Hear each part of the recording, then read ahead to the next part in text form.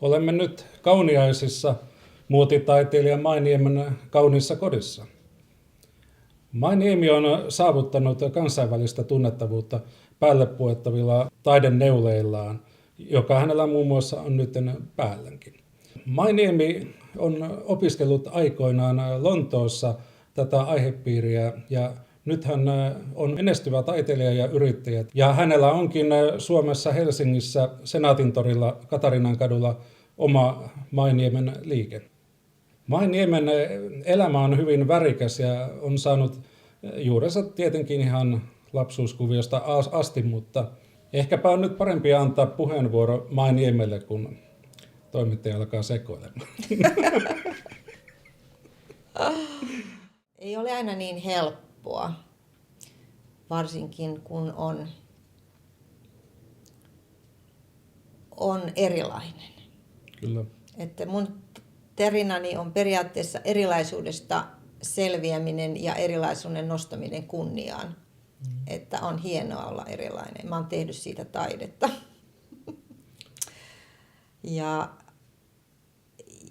mua ei sinällään se kiinnosta mitkä UFO-jutut, mutta se mua kiinnostaa, että mä itse olen jonkunlainen UFO, että tässä te näette tämmöisen niin sanotun walk-in.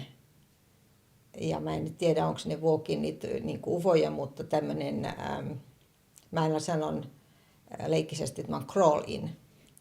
Voisitko hieman avata tätä käsitettä walk-in? No ne on, walk-init on semmoisia, jotka ei ole syntynyt tänne niin kuin tavanomaisesti synnytyksen kautta, vaan on niin kuin tullut kehoon sitten muuta kautta. Ja tämä on aika yleistä, koska vanhat sielut ehkä ei halua läpikäydä sitä synnytysprosessia, vaan ne tulee sitten muuta kautta. Tunnetuinhan näistä on Drunvalo Melchizedek, jonka mä itse asiassa olen tavannut itsekin ja olen saanut olla hänen opissaan. Että hänhän on kaikista tunnetuin näistä. Mutta mä voin kertoa tämän tarinan, että miten tämä kävi, koska mä olen muistanut oman syntymäni ja mä voin ehkä kuvata sitä toisena tulemisena. Niin mä oon kirjoittanut ylös näitä juttuja, että mä voin lukea siitä, miten siinä tapahtui. Joo. Tuli jotenkin kirjamerkiksi tämmöinen vauvakuva. Aihepiirin soveltuen. Joo, syntymäni. Kun kuolin ollessani muutaman kuukauden ikäinen, koin tunnontuskia siitä, että tuotin pettymyksen äidilleni. Hän oli juuri saanut minut ja joutui niin pian luopumaan minusta. Nyt ymmärrän, että oma vapaa tahtoni kuitenkin oli lähteä, koska koin, etten enää halunnut jatkaa elämääni siinä kehossa, joka oli syntynyt maallisesta äidistäni. Niinpä jätin hyvästi tuolle sielulle. Tämä oli episodi 1. Episodi 2. Tämä on kuin teatteri.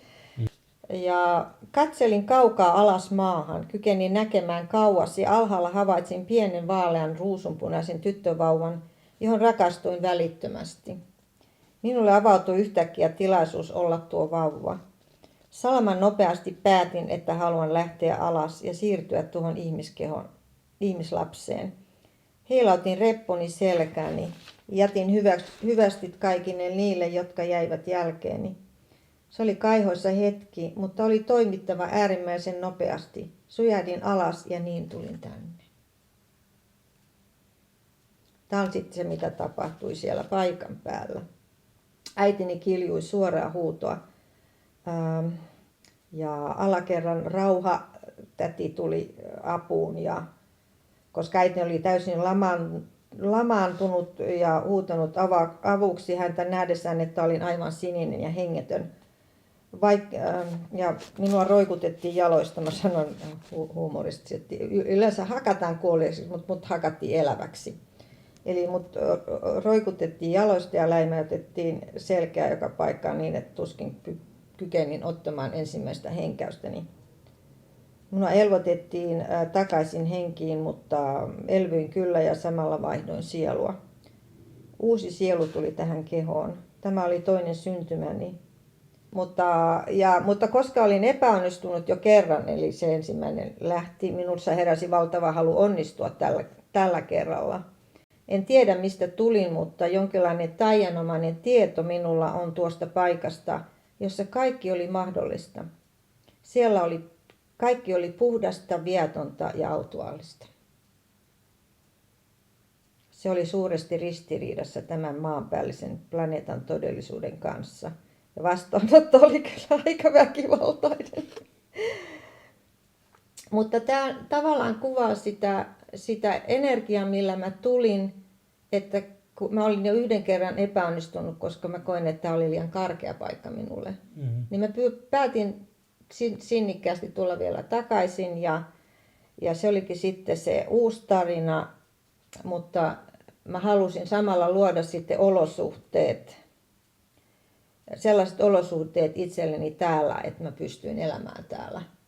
Ja mä koen, että tämä on varmaan monen muunkin elämän tehtävä ollut, että me ollaan luotu nämä otolliset olosuhteet tänne. Mä muistan, kun mä kuuntelin sitä NASAn äänitettä tästä maaplaneetasta, joka oli niin kuin äitimaan laulu. Ja sitten mä kuuntelin muitakin, Jupiterin laulua, Minervan laulua. Mutta mä jotenkin ihastuin tähän maaplaneetan lauluun ja ääneen, koska se tuntui niin ihanalta. Että sitten mä valitsin syntyä tänne. Eli nyt sinä puhut ajasta ennen syntymääsi. Niin, koska mä kuulin äitimaan laulun. Joo. Tunsin, että se oli ääni, jota kuuntelin taivaallisen äitini kohdussa.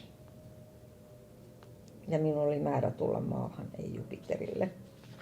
Että tällaisen sitten tapahtui tämä minun tulemiseni tänne. Mutta on niin kuin sitten ollut semmoinen niin kuin prosessi. Mm-hmm. Ja minun matkani maahan on kyllä kestänyt kauan. Et noin se alku tuli, mutta se inkarnoituminen tänne on kyllä kestänyt tosi kauan. Et se oli oma episodinsa myöskin se. Voitko kuvailla tarkemmin tätä matkaa ja millä tavalla se kesti kauan? Mitä tarkoitat? No koska nämä värähtelyt, tämä piti tehdä tämä niinku pohjustustyö ja tämä muokkaustyö sille, että me kykenin itse inkarnoitumaan tänne täysin. Et sen takia mä koin, että mulla oli hyvin haasteellista olla täällä. Mutta mä päätin, että siis luovuttaminen ei ole koskaan tullut kysymykseen. Että oli pakko jotenkin, kun oli niin kuin tehnyt sen sopimuksen, että tekee kaikkensa. Mutta nämä niin kuin olosuhteet piti muokata sopivaksi sille. Ja tavallaanhan tähän liittyy se kaikki yhteinen työ, mitä me ollaan kaikki erilaiset, ulkopuoliset, henkiset, koko tämä iso porukka, joka oli päättänyt niin kuin osallistua tähän ison projektiin, niin on tehnyt, jotta me voidaan luoda sellaiset olosuhteet, että me voidaan hengittää täällä ja elää täällä ja tehdä se työ, mitä me päätettiin tänne ennen inkarnoitumista tulla täällä tekemään. Mutta kyllä siinä meni vuosia ennen kuin mä muistan, mä luulen, että se tapahtui lähinnä tuossa 87 sitten alkoi tapahtumaan. Oli tämä Harmonic Convergence. Mutta mä muistan, mä tapasin jossain vaiheessa semmoista kuuluisaa numerologia. Tai mut johdatettiin kuuluisan numerologin Gladys Lobosin luokse ja hän sanoi, että juu, kyllä sun elämäsuunnitelma on ollut, tai siis tämä sun elämässä ensimmäiset vuosikymmenet on total shit, mutta sitten se alkaa, että mä en niinku kyennyt inkarnoitumaan täysin tähän kehoon johtuen liian karkeasta värähtelystä, että värähtelytaso piti ensiksi nostaa koko planeetalla, jotta tämä oli mahdollista ja tähtilapsille. Ja voisin ehkä sanoa, että nyt me ollaan tässä tilanteessa, että kykenemme sekä ylösnousemaan että alas laskeutumaan täysin. Et nyt tämä on niinku täyttä totta tämä kaikki, mutta matka on ollut pitkä. Sitten se varsinainen iso Big Bang oli silloin 1999.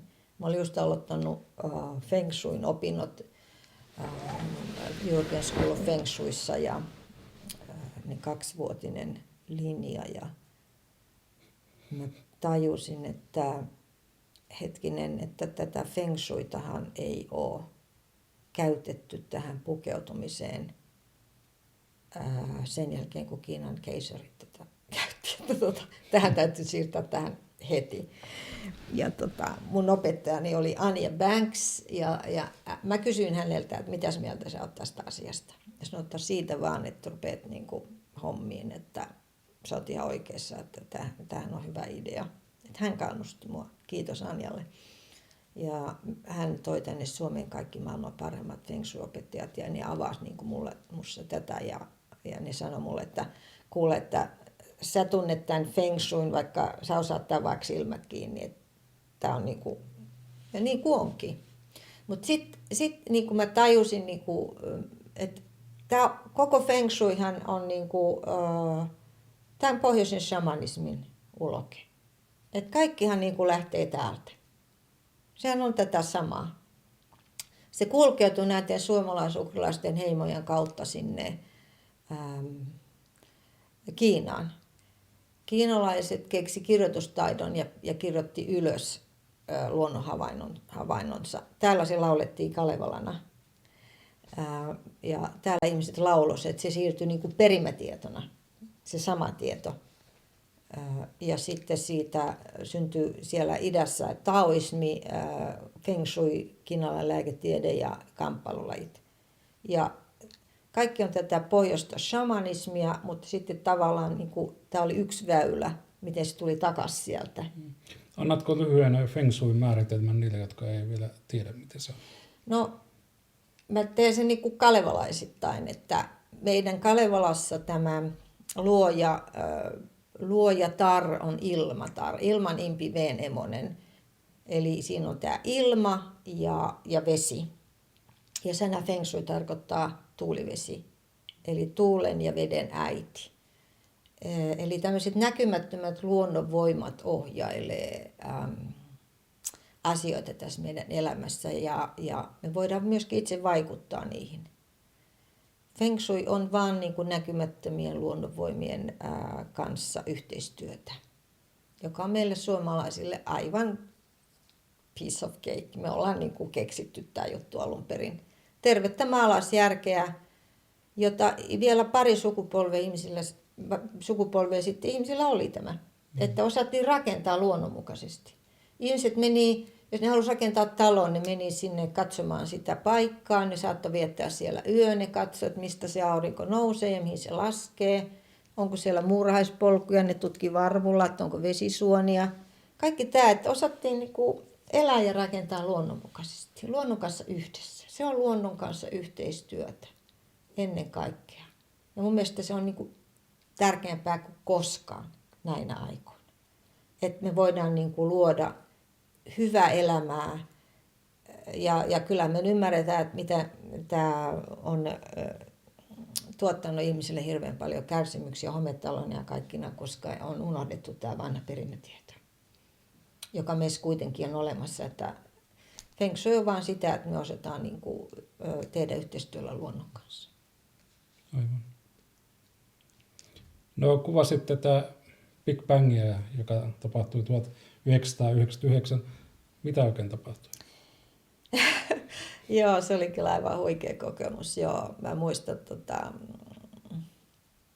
oli vappu ja toukokuun 2. päivä. Mä olin just vietetty vappua ja mä olin semmoisessa hyvin, miten se nyt sanoo, että mieli oli niin kuin siirretty pois, että mä vaan niin kuin lepäsin, kun olin juhlinut vappua mä olin jotenkin siirtynyt pois itseni tieltä, että mä niin kuin vaan olin semmoisessa tarpeeksi rennossa tilassa, niin jotenkin silloin se iski, että tuli semmoinen niin kuin valtava energia, joka iski jotenkin semmoinen, niin kuin, miten sen voit sanoa, todella valtava avautuminen. Se tuli ihan 1-2 keskellä päivää, kello 12. Mä makasin tuossa sängyssä. Wow! Mut vaan niin kuin avattiin. Mä olin just varmaan saavuttanut semmoisen tietoisuuden tilan, jossa oli niin kuin, mahdollisuus tapahtua tämä herääminen ja herättäminen. Jolloin niin kuin, mä luulen, että mun 3. silmä avautui aika pitkälle ja sitten mulle annettiin tämä resepti. Puhutaan niin kuin, hiljaisesta signaalista, mutta mun mielestä oli niin kuin iso, kovaääninen signaali, että kuule Mai, että tämmöinen juttu, se on neuleissa ensinnäkin näistä symboliikka ja kaikki, mulle avattiin niin kuin ne symbolit ja mä pystyn kirjaamaan ne ylös ja mulle annettiin valtava määrä tietoa, että sitä alkoi tulemaan, että mä niin kuin, mulla aukesi tämä kanava, sanotaanko näin. Ja sitten alkoi tulemaan toimintaohjeita ja mä tulin tietoiseksi näistä omista auttajistani ja apulaisistani ja myöskin, oliko mä silloin vielä olin tekemisissä O.C. Stevensinkin kanssa, mutta hän pystyi niin kuin kertomaan, että ketä ne oli ja mitä ne oli. Ja mulla on tässä on design-enkeleitä, jotka auttaa mua. Siihen aikaan oli 2 semmoista nuubialaista ja ne tarjoaa mulle erilaisia geometrisia muotoja ja mä rupean niinku työstämään niitä. Mutta tietysti tämä oli aika shokki ja mä en oikein tajunnut moneen vuoteenkaan, että mitä tapahtui, mutta mulle annettiin koko ajan kuitenkin semmoista vahvistusta, että tämä on se juttu, mitä sun pitää tehdä. Ja sitten vähän päästä tuli just tieto, että kohta tuli aika, jolloin ihmiset ei enää voi syödä sitä, mitä ne söi ennen, eikä ne halua pukeutua, eikä voi pukeutua semmoisiin vaatteisiin, mitä ne puki ennen, että mun täytyy ruveta valmistautumaan. Eikä mä tajunnut, mitä se tarkoittaa. Ennen kuin tavallaan tänä päivänä, että nythän tämä on täyttä todellisuutta, että meidän värähtelytaso rupesi nousemaan ja jota me ruvettiin herkistymään tietyille asioille. Me ei voida enää syödä. Itsekin olen kokenut kaiken tämän. Meidän täytyy muuttaa ruokavalioa, meidän täytyy luopua semmoisesta kaikesta, jotka ei tue enää meidän hyvinvointia. Luopua myöskin tämmöisistä asioista, jotka painaa meitä alas, vaan meidän täytyy pyrkiä nostaa sitä värähtelytasoa ja ylläpitämään sitä värähtelytasoa. Ja mun piti luoda semmoiset vaatteet, jotka ylläpitää sitä, jotka myöskin avaa sitten tätä kehotietoisuutta.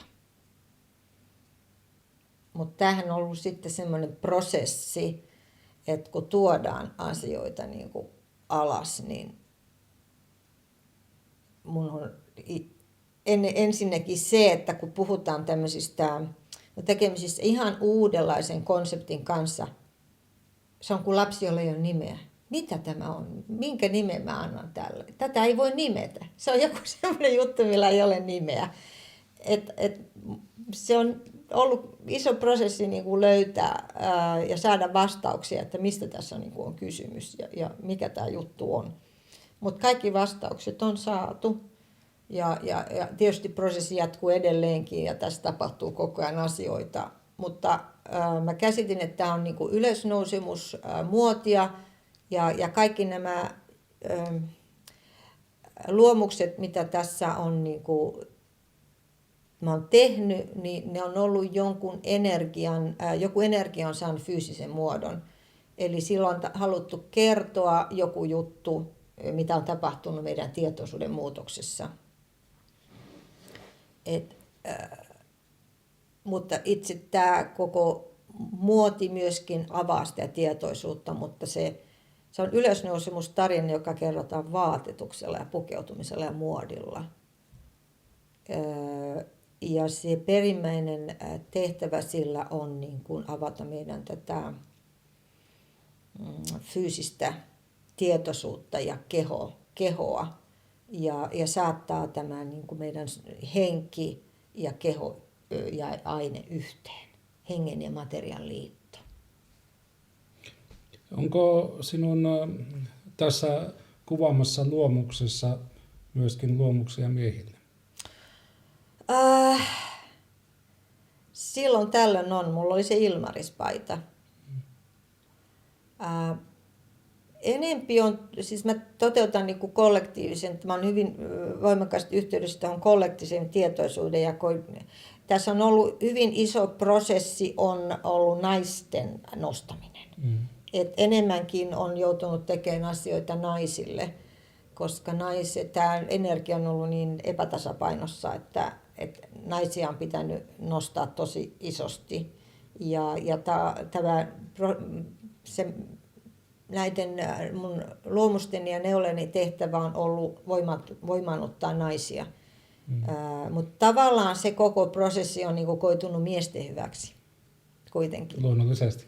Joo, että tässä oli joku aika sitten tuli jossain messulla nainen, joka toi viestin äiti Marjalta, joka sanoi, että kun mä sanoin, että miehet aina sanoo, että miksi et sä tee meille jotakin, niin hänen kauttaan tuli viesti, että miehet saa näiden neuleiden kautta myöskin sitä samaa hoivaavaa, pehmeää naiseutta, mitä ne oikeasti niin kuin etsii, sitä rakkautta.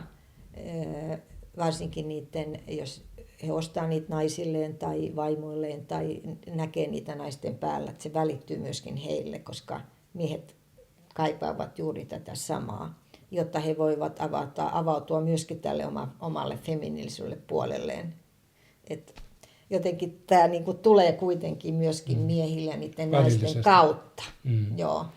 Mutta kyllä on miehiä kyllä, että kyllähän mä oon niinku pukenut miehiä varsinkin, koska tässä on yksi aspekti, on tämä roolipukeutuminen. Että miehet käyttää näitä roolipukeutumiseen. Et mä oon pukenut Kalevala Spiritin niin kuin kaikki miehetkin ja sitten mulla on näitä heimokkeita ja joitakin juttuja. Jotkut miehet käyttää, vapaimmat yksilöt käyttää näitä asusteita myöskin. Ja varsinkin, mutta miehillä on ollut ehkä vaikeampaa tulla ulos kaapista kuin naisille. Naisissa on tapahtunut valtava vapautuminen ja se on niin kuin oleellista just tämän niin kuin maaplaneetan kehityksen kannalta tällä hetkellä. Mutta, ja pyhää feminiyttä tuot myöskin symbolisesti esille töissäsi. Joo, tämähän on niin kuin tämä pyhä naiseus, energia, joka on tässä niin kuin kaiken takana. Maria Magdalena, äiti Maria, äiti Sofia. Pyhä naiseus, joka on äärimmäisen tärkeää, että me, niin kuin, että me saadaan tämä energia käyttöömme.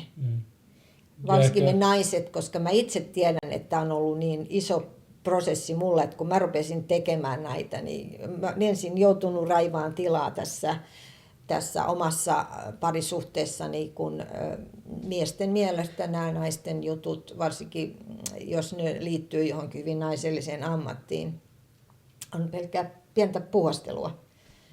Ja se on ollut äärimmäisen alentavaa ja loukkaavaa, koska mä sitten sanon omalle miehelle, että kuule, tämä on mulle maailman tärkein asia, tee tilaa. Se vähättely, mitä me saadaan niin kuin osaksemme, niin se piti, niin kuin, sille piti tehdä niin kuin se stop, että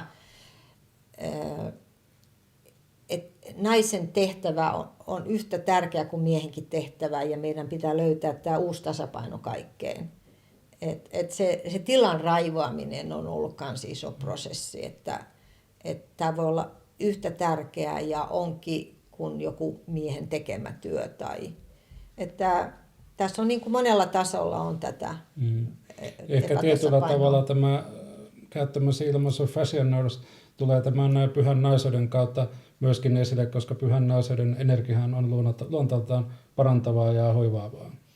Se on nimenomaan sitä. Että kyllä tässä on parantaminen ja hoivaaminen. Ja mähän on itse myöskin, paitsi mä oon Feng Shui-konsultti, tai mä tituleeraan itseäni Feng Shui-muotikonsultiksi, niin mä oon myöskin Reconnective Healer.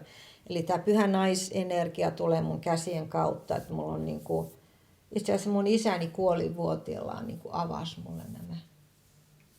Hän, joka ei ole koskaan uskonut mihinkään, kuoli vuotiaallaan, hän tiesi jo, että hänellä oli kovia kipuja. Hän pyysi, hoida minua käsilläsi. Jotain, mitä mä en ollut ikinä voinut odottaa häneltä. Ja 2 kertaa, ja sillä poistettiin ne kivut, mutta sillä hetkellä mulla niin kuin avautui nämä kanavat kaikki 90-luvun alussa. Että niin kuin, ja edelleenkin mä välitän sitä rakkautta, kun mä valmistan ja teen näitä, tai ne kulkee mun käsieni kautta, että siihen tulee tämä, ne tulee niin kuin tämä sydänenergia, tämä pyhä naisenergia.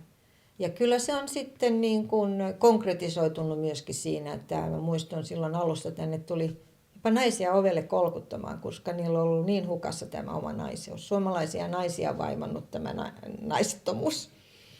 Ja sen takia miehetkään eivät ole oikein niin kuin voineet kokea suomalaisia naisia kovin naisellisina, koska ne on ollut niin miesmäisiä. Että meillä on niin kuin ollut tässä tämmöinen valtava ristiriita. Ja näiden neuleiden kautta naiset on löytänyt naiseutensa jälleen. Ja se, mitä mä haluan tuoda, on se naiseuden ilon kokemus, joka Kalevalassa tavallaan kerrotaan sen Ainon kautta, joka oli tämmöinen ensimmäinen emansipoitunut nainen, joka sen sijaan, että olisi niin kuin alistunut miehen tahtoon, niin kuin mieluummin hukutti sen naiseutensa.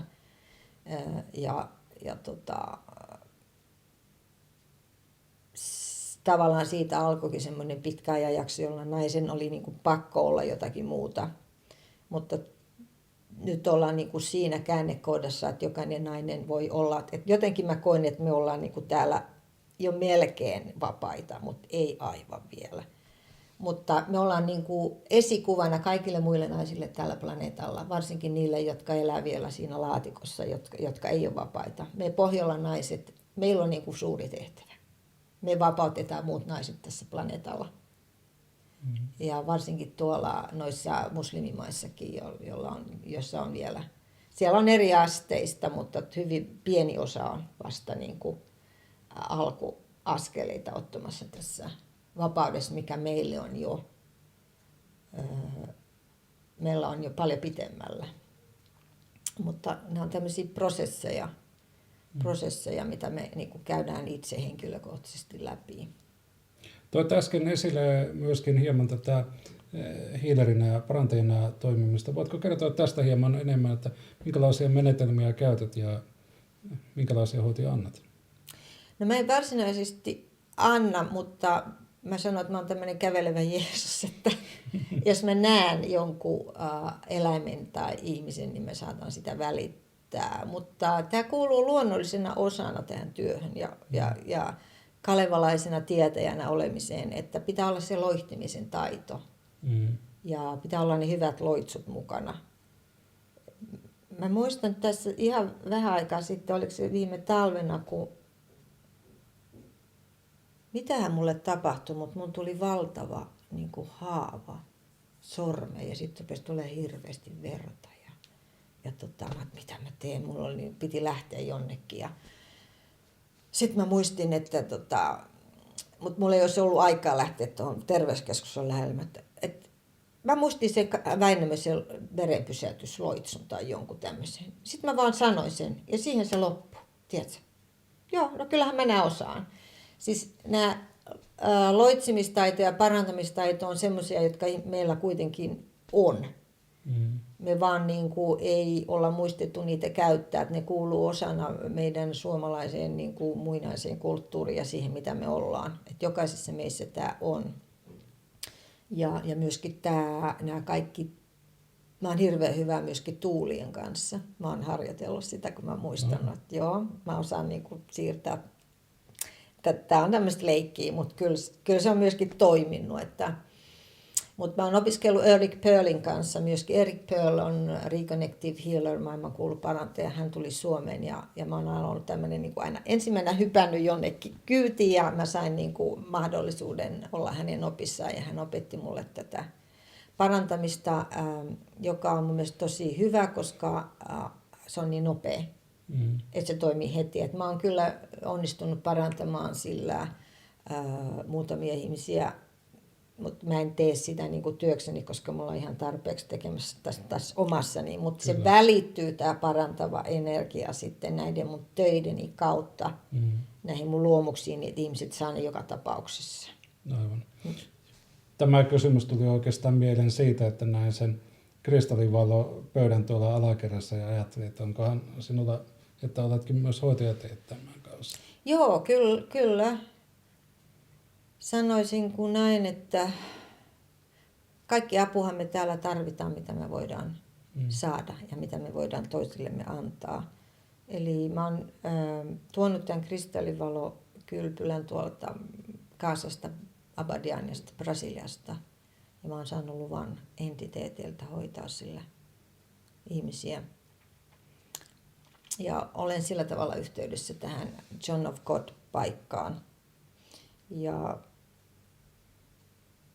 silloin tällöin aina joku tulee, että se on ihan kaikille vapaa. Tietysti se pikkusen maksaa, mutta koska tämä on hirveän kallis laite. Ja mä joudun, niin mutta se on osa tätä ja tavallaan vie ehkä meidät ajassa sinne Atlantiksen aikaan, tai miten tämä nyt, koska aikahan on niin kuin tässä ja nyt, mutta kuitenkin meillä on tämä ehkä muistikuva siitä, että kristalleilla voidaan hoitaa, että se on niin moderni kristalli ja kompakti tämä tämmöinen, mitä meillä oli silloin, parantamiskeskuksia.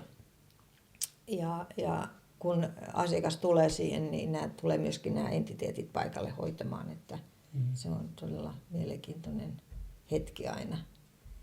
Ja käsittääkseni nämä entiteetit tulevat paikalle myöskin sinun tässä muodin luomisprosessissa. Joo. Entiteeteillä on iso rooli loppujen lopuksi. On elämässä. Kyllä, joo. Kyllä täytyy sanoa, että varsinkin sillä välin, kun mä tulin sieltä Lontoosta ja sitten kun mä aloin sitten huomaamaan, että täällä oli semmoinen yksinäisyyden aika, että että täällä on muitakin samanlaisia kuin minä. Että mä siihen asti olin niin kuin melkein henkimaailman tukemana, että ne auttoi mua näissä kaikissa työhön liittyvissä asioissa. Ja edelleenkin. Ja ennen kaikkea, mitä enemmän mä oon tullut tietoiseksi siitä, sitä enemmän mä saan sitä apua. Että ne auttaa siinä, että kaikki sujuu sutjakkaasti. Ja sitten mulla on myöskin apuna tässä, paitsi design-enkeleitä, mulla on lohikäärmeitä ja keijuja. Lohikäärmeet auttaa mua väreissä. Ja sitten tämmöiset muotikeijut auttaa mua niiden yhdistelemisessä. Että tää on ihan selkeä homma. Että jokaisella on tietty työjako. Mm-hmm. Mutta tavallaan tämä kristallivalo ja nämä vierailut siellä Abadianiassa auttahan mun sitten kääntämään aivoni nurin perin, että ymmärtämään, että on tämä näkymätön maailma on ihan yhtä todellinen kuin näkyvä maailma. Kyllä. Että sillä ei ole niin kuin mitään eroa. Että mulle on ollut aina jotenkin ihan yhtä tärkeitä joka tapauksessa. Aistitko vai tunnetko tai näetkö näitä entiteettejä, joiden kanssa työskentelet? Mä en ole visuaalisesti sillä lailla tiedosta, mutta mä tunnen kyllä ja aistin hyvin voimakkaasti. Ja tavallaan se voi olla niin kuin lähennällä jo ihmettä. Että kyllä mä myöskin olen itse aina, mut on aina parannettu ihmeiden kautta. Että tämä on yksi ihmeiden oppikurssi kyllä. Että se on niin ihmeellistä, mutta se on tullut niin luontevaksi, koska ei tämä on kuitenkin semmoista, mitä mä luon, on kosmista muotia. Mm. Ja tämä on aivan jotakin muuta. Kosminen muoti tulee, voisin sanoa, että niin ylhäällä kuin alhaalla. Ei täällä ole maan päällä mitään, millä ei olisi vastineensa tuolla ylhäällä. Mutta tämä prosessihan on näiden kahden yhdistäminen, että me tuodaan tämä taivas maan päälle. Niin, kosminen muotineuvosto, mä oon niin kuin kosmisen muotineuvoston alainen. Mm. Ja kosminen muotineuvosto sijaitsee Pleiadella, semmoisessa paikassa kuin Tiauba, josta se voi olla, että mä olenkin tullut sitten, niin kuin mä kuvailin aluksi, en ole ihan varma, mutta siellä kaikki on messiaanisella ja buddhistisella tasolla. Ja siellä muoti on, ja vaatteet ja pukeutuminen on erittäin tärkeä niin kuin värättelytason ylläpitäjä, ja sitten se on myöskin tavallaan käyntikortti ja kertoo, kuka ihminen on, mutta sitähän myöskin on monella noilla luonnonkansoilla ja perulaisilla vielä tänäkin päivänä. Sullakin on toi hattu, se kertoo, kuka sä oot. Että semmoista luovaa itseilmaisua. Mutta mä olen niin kuin sen kosmisen muotineuvoston niin kuin kanssa työskentelen ja sieltä tulee sitten aina impulseja, että nyt olisi tämmöisen ja tämmöisen aika. Ja sitten nämä työkalut on tämmöiset niin kuin väri, valo, liike, symbolit, materia. Itse asiassa siinä on aika varmaan niin kuin 1001 asiaa, josta täytyy muodostaa sitten se kokonaisuus. Että joku juttu, jolla on joku tietty tarkoitus. Mutta mä oon aika lailla jo tottunut siihen, että ja oppinut luottaa siihen, että miten tämä prosessi menee, että mä en niin kuin tavallaan luo enää itse mitään, vaan kaikki tapahtuu yhteistyössä ja mä olen vaan pelkkä kanava. Ja se on aina yleensä, no alun perin taiteilijalla on 1,000,000 ideaa ja mikä niistä on sitten se, joka kannattaa ruveta tekemään, niin tämä on mulle ollut sitten semmoinen hyvin mahdottava juttu kuitenkin, että mä pystyn niin kuin nopeasti, että se tapahtuu melkein niin kuin näin vertikaalisti, että se tulee se. Mulla on, saattaa joku hahmottua joku juttu, mä vaan niin kuin manifestoin ja materialisoin sen. Että se on energiamaterialisointia, persipiointia. Joo. Mutta se on niin kuin, mä kutsun sitä konseptia I am my. Eli tämä on siis niin kuin minä olen muoti ja minä olen se, kuka minä olen. Et niin ylhäällä kuin alhaalla. Et se on niin kuin, mulla meni kauan aikaa, kun mun oikea nimi on Marja-Liisa, eli Maria ja Elisabeth. Mutta sitten 80-luvun puolivälissä mulle tuli sellainen tieto, että mun pitää lyhentää se maiksi. Mutta siihen meni hyvin kauan aikaa, ennen kuin mä tajusin, että sit se on toisinpäin I am. Aivan. Eli siinä on tämä, mitä mä oikeasti teen, että mä olen se, kuka minä olen. Ja se on se, mitä mä niin kuin yritän auttaa muitakin muistamaan. Tämä prosessi on semmoinen konsepti, jota voidaan myöskin opettaa. Se on niin kuin hengen ja aineen yhdistämisen konsepti. Mutta voisi kuvitella, että mä oon oppinut sitä siellä totuuden paikassa siellä, mikä se on, Egyptissä. Mä oon ollut Faaran käsityöläinen. Niillähän oli tämä taito tehdä kestävää, elävää, saada se materia elämään. Et mä oon itse käynyt siellä ja se oli aika moni kokemus. Mutta tämä on mielenkiintoista, että mä en koskaan tiedä oikeastaan, että mitä seuraavaksi tehdään, mutta tämä on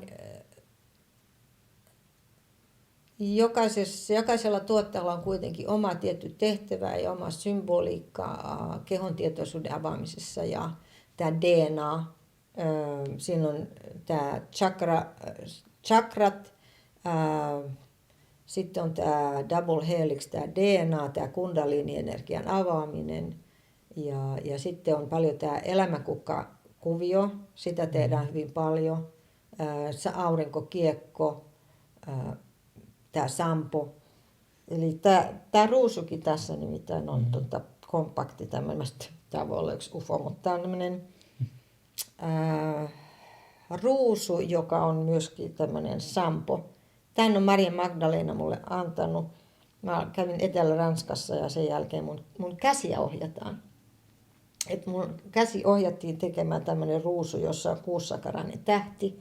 Ja sitten tässä keskellä on tämä kosminen spiraali, joka on niinku kerralla oleva käärme. Eli tämä kuvaa sitä naisenergiaa. Että se menee näin. Eli tämä on erittäin voimakas ja tätä voidaan käyttää. Näitä kaikkea voidaan käyttää myöskin parantamiseen. Että jos sä laitat sen esimerkiksi tähän kurkkuchakran tai sydänchakran kohdalle, se voisi olla itse asiassa tässä. Mä oon niinku itse nähnyt sen ja Michel Carrén, joka on mun hyvä ystäväni, on itse nähnyt sen myöskin, että tästä tulee myöskin säde. Että tällä voidaan myöskin parantaa ja tätä voidaan käyttää chakrojen päällä. Että näissä on itsessään myöskin se parantava voima. Ja nämä tietyt muodot näissä on niinku oleellisia ja myöskin tämä Merkaba. Kyllä. Että me saadaan tämä käynnistymään, tämä meidän valokeho. Valokehon aktivoija. Tuleeko vielä jotain semmoista oleellista mieleen, jota ei ehkä ole tässä haastattelun aikana tullut, mutta haluat kuitenkin tuoda esille? No joo, tämä time collapse, eli ajan kaatuminen. Et siitä mä oon tullut varsinkin tänä vuonna hyvin tietoiseksi, että aikaahan ei ole. Ja tietysti myöskin voisi pikkusen vielä puhua parista kokemuksista, mitä mulla on ollut niin kuin, esimerkiksi tähän näihin maan ulkopuolisiin. Joo, aloitetaan vaikka tästä time collapsesta. Joo, se tapahtuu. Se liittyy myöskin tähän niin kuin Kalevalaankin, mutta mä kävin pari vuotta sitten New Yorkissa, jossa mulla on paljon ystäviä jo, henkisiä ystäviä. Yksi niistä he vei mut Nicolas Röörihin museoon. Ja mä ajattelin, en mä nyt tiedä, oliko tämä nyt niin ihmeellinen, mutta no joo, okei, hän oli hyvin niin kuin, tietoinen taiteilija, joka myöten ylös nousi vuonna 1947. Ja hän toimi Intiassa ja sitten viime vuonna sitten ei kun tänä keväänä alkoi tulemaan tämmöistä tietoa paljon, että me ohjattiin paljon niin kuin löytämään. Mä rupesin niin kuin ilmentämään tiettyjä asioita mun designissakin, että mistä tämä tulee, kun tämä on ihan erilaista, mitä mä oon tehnyt aikaisemmin. Ja sitten mua autettiin niin kuin ymmärtämään, että tämä Nicolas Röörik on ottamassa minun yhteyttä. Ja joku mun ystävä tuli kertomaan, ja mä olin jo siinä vaiheessa tiennyt, että myöskin Kallelan kanssa toimin, ja Sibeliuskin liittyy tähän. Ne rupesi niinku yhtäkkiä niinku collaborate with me. Täytyy muistaa, että mä oon myöskin kaksikielinen tavallaan, että mä saatan sanoa asiat englanniksi, mutta mulle selvisi, että Nicolas Rööri oli myöskin asunut Suomessa. Ja että hän oli Kallan ystävä, mutta siitä mä olin jo tullut tietoiseksi. Mutta joku tuli kertomaan mulle, että tiedätkö sä, että tuossa Tarvaspäässä on Kallella ja Röörihin näyttely. En mä tiennyt siitä mitään. Mutta sitten mulle niinku avattiin tätä hyvin pitkälle ja nämä asiat jotenkin loksahti paikoilleen, että tämä Rööri oli asunut Suomessa ja erittäin inspiroitunut Kalevalasta. Ja hän myöskin oli tehnyt puvustuksen Uhrilampaat Stravinskin balettiin. Ja tavallaan mä joudun palaamaan takaisin omassa elämässäni ja menneessä elämässäni siihen aikaan, kun mä olin jotenkin ollut tekemisissä näiden asioiden kanssa. Ja Stravinsky oli myöskin Chanelin hyvä ystävä, ja mä oon kokenut, että koko Chanel, hänhän oli tämmöinen muodinvapauttaja myöskin, joka sanoi, että vapaus on aina muodissa. Että hän on myöskin yksi tässä, joka on mukana tässä. Että tässä tuodaan tämä muodin vapautuminen uudelle tasolle. Ja sitten tästä syntyi sitten niinku semmoinen mallisto, joka oli inspiroitunut näistä Kevätuhri, Stravinskyn baletti. Ja mä tiesin, että mä olin itse ollut muodin kanssa tekemisissä, kun mä olin vuosisadan alussa Pariisissa. Ja kävi ilmi, että mä olen ollut työstämässä niitä lavasteita, mutta musta, että mä olen ollut osallistunut myöskin tähän näiden pukujen tekemiseen. Ja meidät lähetettiin sitten myöskin tuonne Pietariin ottamaan selvää näistä asioista, ja siellä niin kuin tuli taas lisää tietoa näistä. Mutta se, että Pietari ja Stravinsky ja Röhrich ja Kallenkallela oli hyvin paljon tekemisissä, Kallenkallela tekemisissä Röhrichin kanssa, ja Röhrich taas Stravinsky ja Chanel ja kaikki tämä, niin tavallaan niin kuin nämä energiat oli hyvin niin kuin voimakkaita, ja sitten tuli tämä, Kallenkallahan myöskin auttoi myöskin, että nämä Röhrichit pääsi niin kuin Yhdysvaltoihin pakoon sitä vallankumousta. Mutta siihen aikaan Suomi oli osa Venäjää, ja me oltiin hyvin tiivistä kanssakäymisissä ja saatiin paljon vaikutteita. Mutta hän asui Viipurissakin pari vuotta. Ja heillä oli niin kuin valtava myöskin, he olivat erittäin kiinnostuneet tästä muinaisesta Pohjolasta ja halusivat ruveta avata, ja Kallenkallela niin avasi jo tätä suomalaisuutta siihen aikaan. Se oli niin kuin tämä ensimmäinen kansallinen herääminen. Ja nyt on menossa tämä toinen kansallinen herääminen.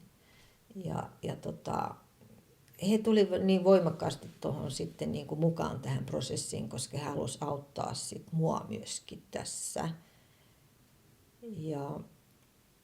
Ja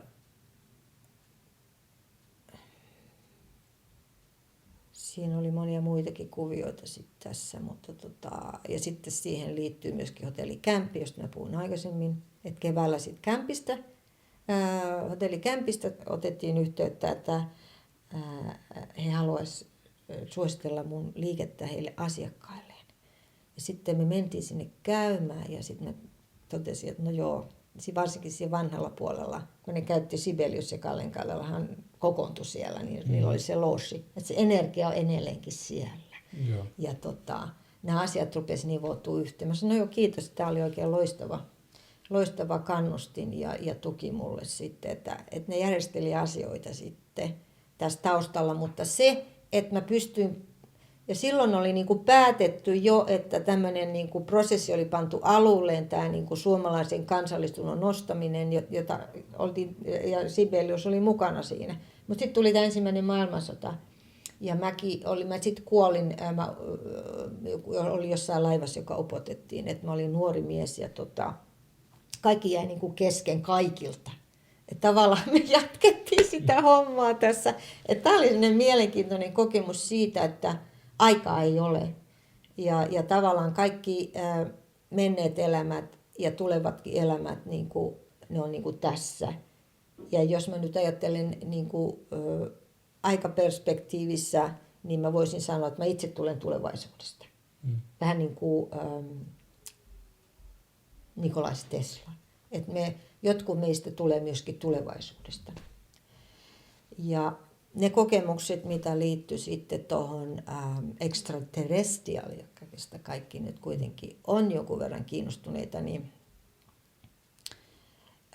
mä voisin sanoa, että mä olen itse pääpiirteittäin arkturuslainen, että mulla on eniten ollut elämiä Arkturuksella, että mä tunnen, mä oon hyvin nopea tämmöinen.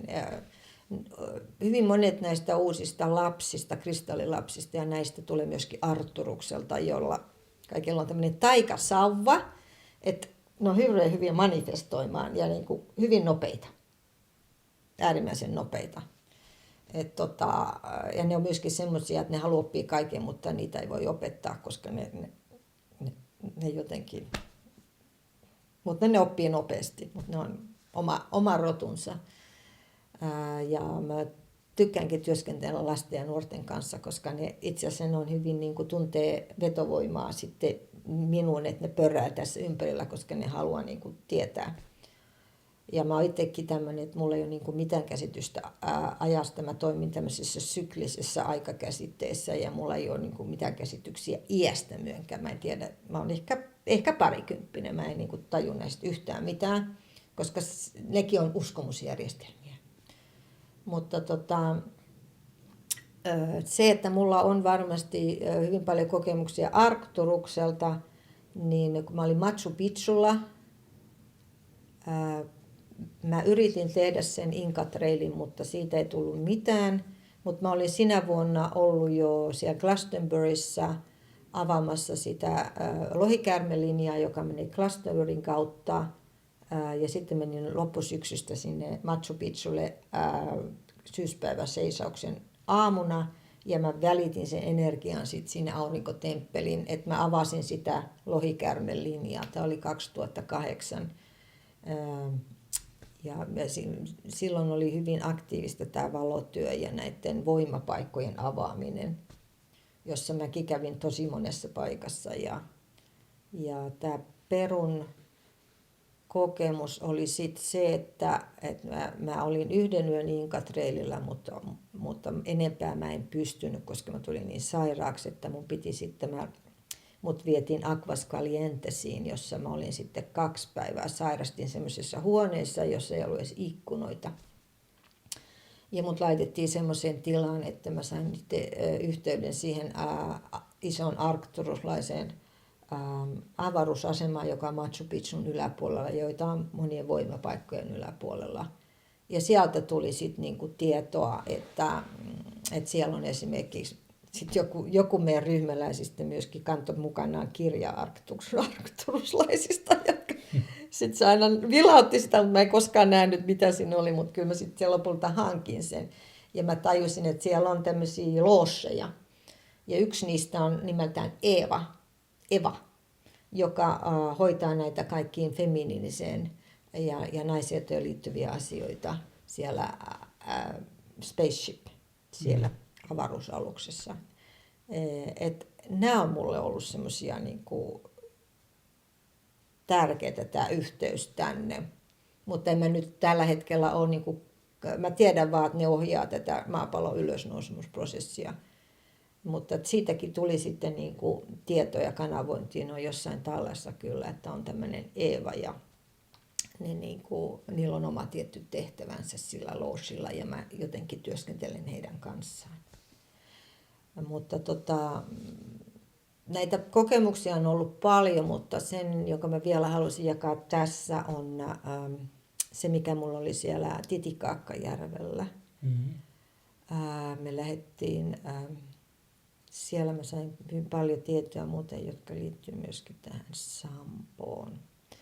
Mutta koska perulaisilla ja suomalaisilla on joku tietty yhteys, ja myöskin kielellinen yhteys sen quechuan kielen kanssa, koska meillä on paljon, joku on löytynyt 300 samanlaista sanaa, ja niillä voi olla samoja tarkoituksia myöskin.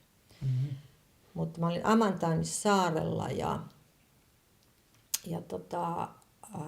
mulla oli koko perumatka ja niin kauhean vuoristotauti, että ne lähti sitten nousemaan sinne. Siellä on niinku maskuliininen ja femininen temppeli. Ja sitten siellä vieressä on semmoinen kuin Tekiilen saari, jolla me myöskin käytiin siellä. Se Titikaakkajärvi, siellähän on niitä saaria, mutta siellä on alun perin ollut siellä on se niin kuin aurinkokiekkokeskus, mutta siellä on myöskin tämä Venusportaali, josta tulee tämä feminiininen energia maaplaneetalle, ja onko se sitten Himalajalla se maskuliininen. Mutta meidän piti mennä sinne Tekiilen saarelle ja sieltä löytyi tämä Venus-temppeli muuten jo. Ja se oli niinku tosi tärkeä operaatio niinku avata se. Ja se oli ihmeellinen kokemus. Mutta sitten sinä aamuna mä olin Jonnet Crawlin kanssa siellä Perussa se sanoi, että jää vaan lepäämään. Ja sitten kun ne lähti kiipeämään sinne, mä tiesin, että ne lähti sinne, mä rupesin tuntemaan kehossani valtavia kipuja. Ja sitten vähän päästä, niin kun, mä olin täysin tietoinen ja täysin valveilla, niin tapahtui valtava maanjäristys. Ja mä menin niin kuin rinnettä alas ja kaikki meni niin kuin ylös alasin sitä kesti jonkun aikaa ja sitten se niin kuin rupesi rauhoittumaan ja mä vaan niin kuin makasin siinä sängyssä, mutta kaikki tämä tapahtui, kun mä olin täysin valveilla. Ja sitten vähän päästä niin kuin mä kuulin, että sisään tuli naisia, jotka itki ja ne kutsui mun nimeä. Marja-Liisa, Marja-Liisa, ja ne itki. Mä sanoin, miksi te itkette? Että mähän olen tässä. Sitten mä täysin, että ne varmaan luulee, että mä oon kuollut. Tiedätkö? Että mä olin elossa ja mä olin kuollut yhtä aikaa. Se oli semmoinen mielenkiintoinen kokemus. Mutta kuulemma sillä saarella on mahdollisuus kokea tämmöisiä, että niinku ulottuvuuksien niinku yhdistymisiä. Että siellä tapahtui monia muitakin mielenkiintoisia asioita, mutta silloin mä tajusin, että kuolemahan ei ole ollenkaan. Että se oli niin mielenkiintoinen kokemus, että se oli hyvin tärkeä hetki myöskin mun elämässäni, että mä niinku, sä voit tietää, mutta sun täytyy oivaltaa ja tuntea se, niin silloin se tulee todeksi niin kuin lihassa. Et voi olla tämmöinen olotila, että mä tajusin sen, että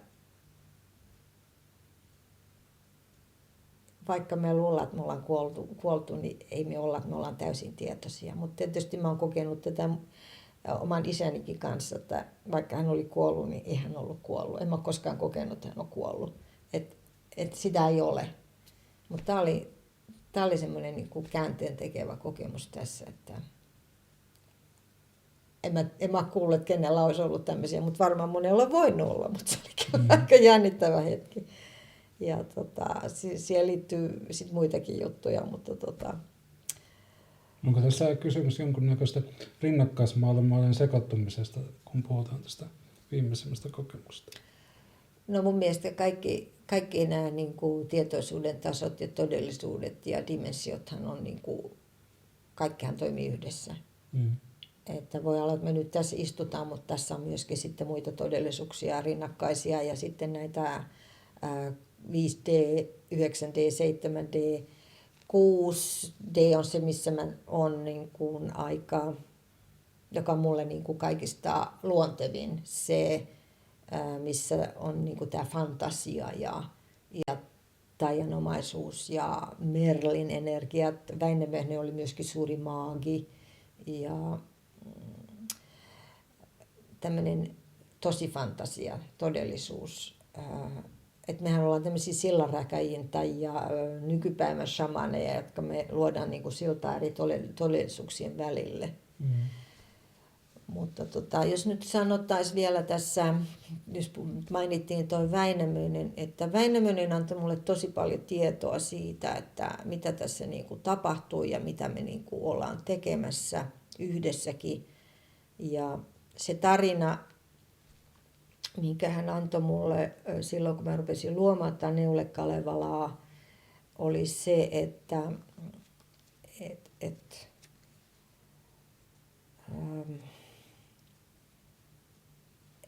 kun hän niin kuin tulee takaisin, että meillä on mahdollisuus luoda sitten tämä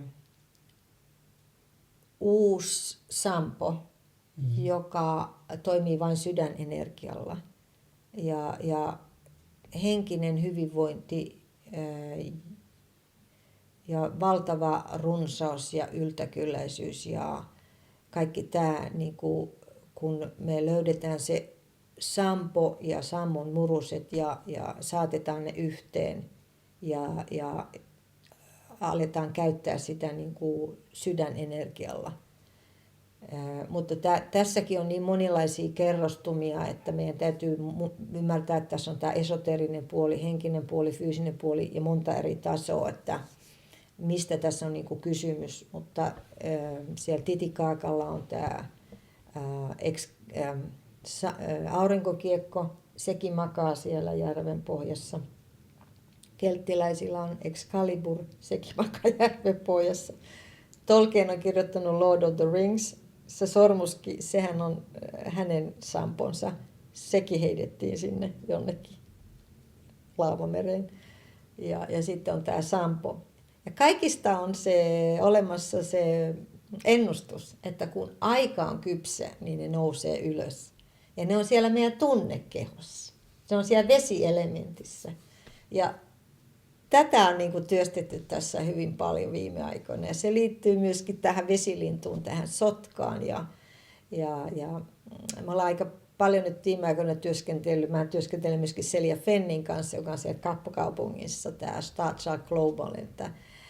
Ja hänen kanssaan työstetty näitä juttuja myöskin tästä, koska me ollaan me ei enää varsinaisesti kovin paljon puhuta näistä, on tullut tämä aika rakentaa. Että me ollaan mestareita, me ollaan rakennusmestareita ja meidän tehtävä on luoda tämä uusi todellisuus.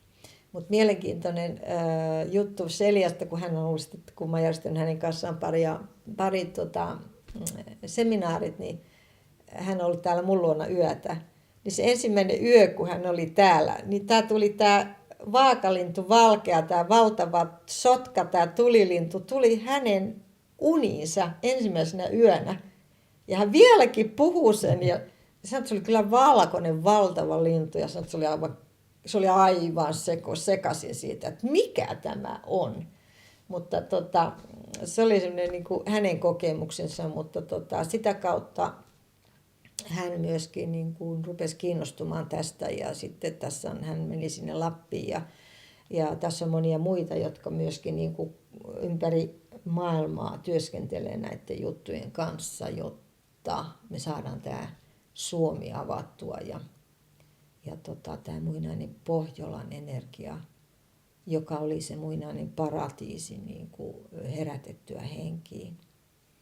Et kun mä muistan, kun mä tulin Lontoosta tänne, niin mä katsoin näitä ihmisiä, että miksei ne hymyile, miksi ne on noin masentuneita ja miksei ne naura. Tämähän on paratiisi maan päällä, tiedätkö? Mä oon aina muistanut sen jotenkin. Että mikä meitä suomalaisia vaivaa? Come on, siis teillä on paratiisi tässä. Koittakaa nyt muistaa se hyvänen aikaa. Joo, että kyllä tässä monella eri rintamalla työskennellään, mutta meitä on nyt aika paljon varmaan, jotka on herännyt tähän, että niin kuin yksilöllä on tehtävä, myös kansalla on tehtävä. Että meillä suomalaisilla on iso tehtävä. Valo tulee Pohjolasta. Joo. Tiedätkö, muistatko kuka sen on sanonut? En. Se oli se Madame Blavatsky. Aha. Joo, että tämä tarinahan kertoo, että hänellä oli sitten avustajana tämä Grevitar Wachtmeister, ruotsalainen. Ja Blavatsky oli hyvin tietoinen myöskin Pekka Ervastista ja Ervastin työstä teosofina. Ja hän oli sitten sanonut tälle Grevitar Wachtmeisterille, joka tunsi Ervastin, että muista sitten sanoa Pekka Ervastille, että hänellä on nyt tämmöinen näky, että valo tulee Pohjolasta, että se tarkoittaa nimenomaan Suomea, että pitää välittää tämä tieto hänelle. Ilmeisesti niin oli kuitenkin sitten tapahtunut. Ja tämä Blavatsky tuli hyvin aikaisessa vaiheessa myöskin mukaan niin kuin tähän niin kuin taustajoukkoihin ja kävin tuossa pari vuotta sitten myöskin New Yorkissa hänen niin kuin, siinä talossa, missä hän asui silloin, kun hän oli New Yorkissa. Ja hän on jotenkin niin kuin liittyy hyvin voimakkaasti. Ja hän ennusti, että ensiksi tulee paljon opettajia, niin kuin mullakin on ollut paljon opettajia, jotka on tullut opettaa mua ja avaamaan meitä suomalaisia. Mutta sitten kun me muistetaan, että kaikki tieto on jo meissä itsessämme, niin sitten tämä kääntyy meistä ulospäin ja me tullaan jakamaan tämän maailmalle. Tämä tieto, mikä meillä on, tämä vanha viisaus. Ja tästä mä oon ollut koko ajan tietoinen, että sen takia mä oon pyrkinyt niin kuin, tietysti myöskin niin kuin levittämään tätä kansainvälisesti tätä juttua. Ja kyllä meistä ollaan kiinnostuneita. Suomi on kuin tarkoin varjeltu salaisuus, että tavallaan jotain täällä on nyt avautumassa, joka kiinnostaa valtavasti nyt sitten muuallakin. Ja tämä menee yksilöiden kautta, että mun tehtäväni on viedä tätä vanhaa suomalaista viisautta tämän muodin kautta maailmalle. Erittäin arvostettava ja hieno tehtävä. Kiitoksia. Kiitos. Mai Niemi. Kiitos. Tämä oli aivan ihanaa. Suveter hyvä emäntä nouse, härjä katsoo maahan viitimä. Emännän viljaa kun ei tuskiin tulisi.